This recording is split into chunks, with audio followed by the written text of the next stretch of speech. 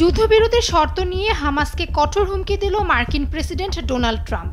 তিনি বলেন, এবার যদি হামাস অস্ত্র না ছাড়ে তবে ইসরায়েলি বাহিনীকে গাজায় আবারও অভিযান চালাতে অনুমতি দেবেন তিনি। মার্কিন সংবাদ মাধ্যম সিএনএনকে দেওয়া এক সাক্ষাৎকারে বুধবার ট্রাম্প বলেন, হামাস নিয়ে যা হচ্ছে সেটা খুব তাড়াতাড়ি ঠিক হয়ে যাবে।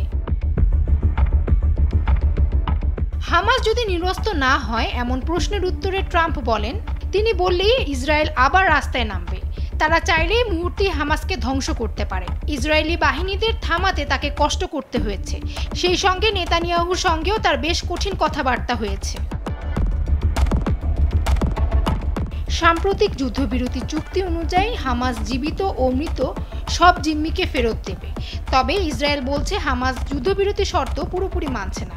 এতে দেশটির ভেতরে ক্ষোভ তৈরি হচ্ছে। ইসরায়েলি কর্তৃপক্ষ জাতিসংঘকে জানিয়েছে, মৃত জিম্মির দেহ ফেরত দিতে দেরি করার কারণে গাজায় মানবিক সহায়তা সাময়িকভাবে কমানো বা বিলম্বিত হতে পারে। তবে এখন পর্যন্ত যুদ্ধবিরতি টিকে আছে। ট্রাম্প বলছেন, হামাসকে অবশ্যই প্রতিশ্রুতি অনুযায়ী নিহতদের মরদেহ ফেরত দিতে হবে এবং অস্ত্র জমা দিতে হবে। অন্যদিকে হামাসের সামরিক শাখা কাসাম ব্রিগেড এক বিবৃতিতে জানিয়েছে, চুক্তি অনুযায়ী সব জীবিত বন্দীকে হস্তান্তর করা হয়েছে। পাশাপাশি যেসব মরদেহ উদ্ধার করা সম্ভব হয়েছে সেগুলোও দিয়ে দেওয়া হয়েছে।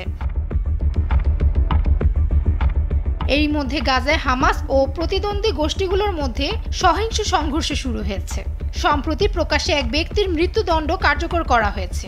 এ বিষয়ে ট্রাম্প বলেন, তারা এখন সহিংস গোষ্ঠীগুলোকে পরিষ্কার করছে। এছাড়া হামাস যদি নিরপরাধ মানুষকে হত্যা করে সেটিকেও খতিয়ে দেখা হবে। গাজায় দীর্ঘমেয়াদী শান্তি প্রতিষ্ঠা নিয়ে বেশ আশাবাদী ট্রাম্প। এছাড়া তিনি জানান, রাশিয়া ইউক্রেন যুদ্ধের অবসান নিয়েও তিনি কাজ করছেন।